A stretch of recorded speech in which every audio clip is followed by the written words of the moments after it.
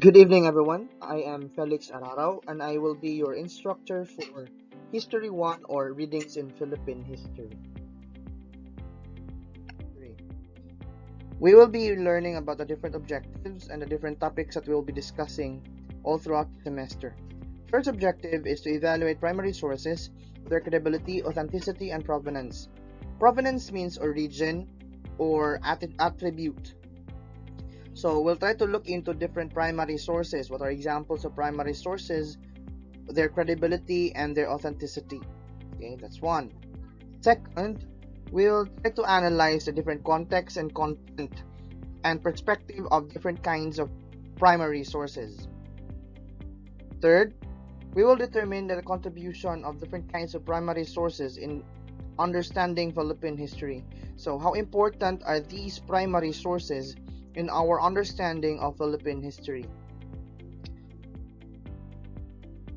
Fourth is to develop critical and analytical thinking skills with exposure to primary sources. So once we are already able to expose ourselves with primary sources, we will then hopefully be able to develop critical and analytical thinking skills. So we will be able to compare our present understanding of Philippine history, and after being exposed to these primary sources, will there be different changes? Will there be a shift in our understanding? Will there be an add-on or additional understanding to the subject? That's one objective. Fifth objective is to demonstrate the ability to formulate arguments in favor or against a particular issue using primary sources. So right after we expose ourselves with primary resources, hopefully we will then be able to formulate arguments. We'll then be able to debunk common understanding and then provide our arguments in favor or against that particular issue with reference to primary sources. Okay? Next, for us to be able to effectively communicate using various techniques and genres, historical analysis of a particular event or issue that could help others understand the chosen topic. So with our exposure to various reading materials or various primary sources or primary materials, hopefully we will then be able to communicate well using different techniques and genres, different historical analysis or perspectives of a particular topic. Okay, so with our understanding, hopefully we will be able to relay such understanding to others, convince them, or help them have a thorough understanding of history based on primary or based on the utilization of primary sources. Next objective is to be able to propose recommendations or solutions to present-day problems based on their understanding of root causes and their anticipation of primary or future scenarios. Again, so to propose recommendations or solutions to present-day problems based on their understanding of root causes and their anticipation of future scenarios. With our understanding of readings of history, we will be able to see what went wrong, why we are having these problems now, and hopefully with our understanding of it, we will be able to predict or anticipate future scenarios and act on it proactively, reactively. So hopefully we know the difference between what proactive is and what reactive is. Okay? Next, to be able to display the ability to work in a multidisciplinary team and contribute to a group endeavor. So towards the end of our discipline or towards the end of our course, we will be working hand in hand with different subject areas so that we will be having one performance task or output. We will be able to come up with a multidisciplinary output, and hopefully you will be able to work with others in terms of the accomplishment of that particular project. Okay? Then, 9. Manifest interest in local history and show concern in promoting and preserving the country's historical and cultural heritage. So that's the ultimate interest.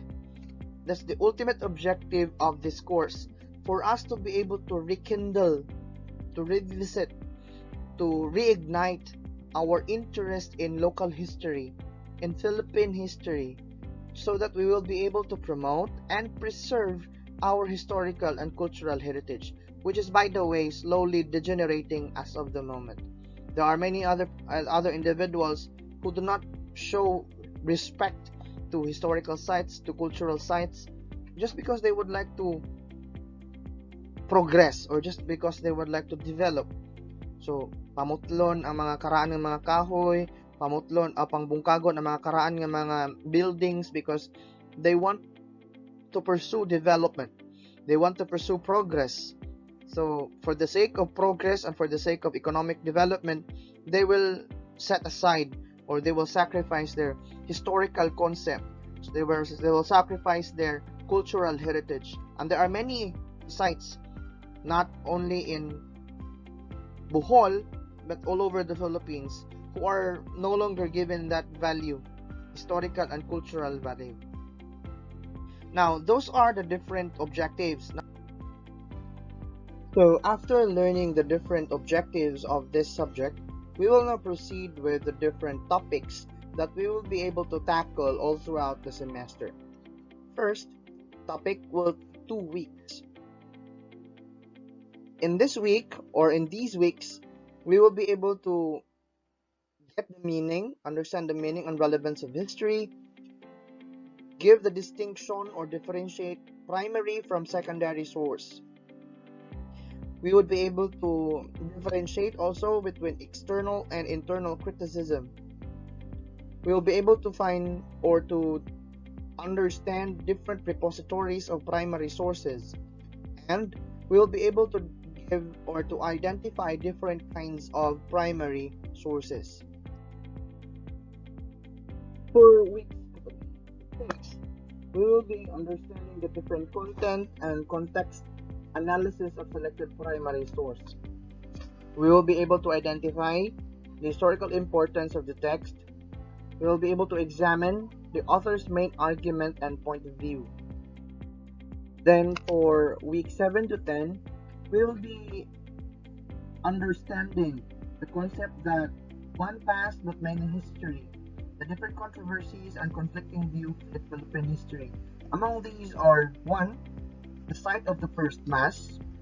2nd, the Cavite Mutiny. 3rd, the retraction of Rizal. And 4th is the cry of Balintawak or Rugalawin. So we'll try to reconcile these issues, different controversies and conflicting views revolving these events. Those are just sample, or those are the main and mandatory things that we need to discuss or we need to resolve in terms of Philippine history.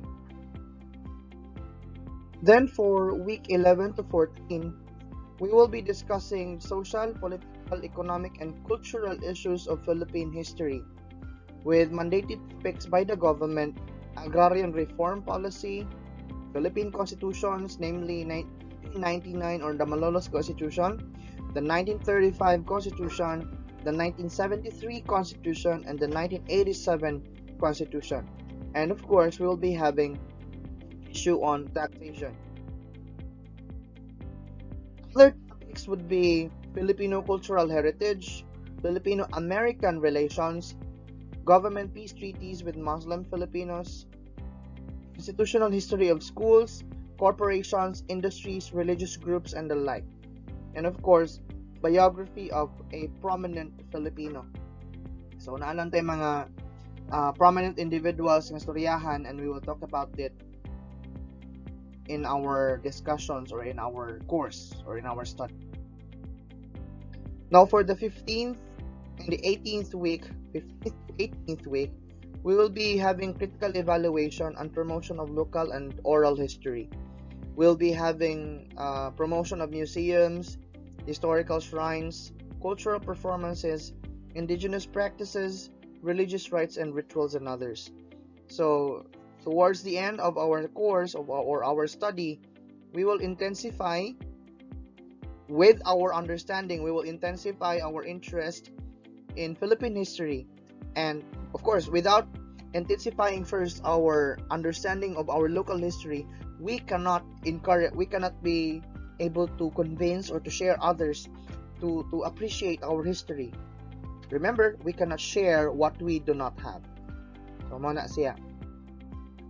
So, having said all that, having mentioned all our objectives and our topics, shall we begin? So, let's get the ball rolling. Nah, no, just kidding. We'll be having that one for the next meeting. Thank you, and God bless everyone.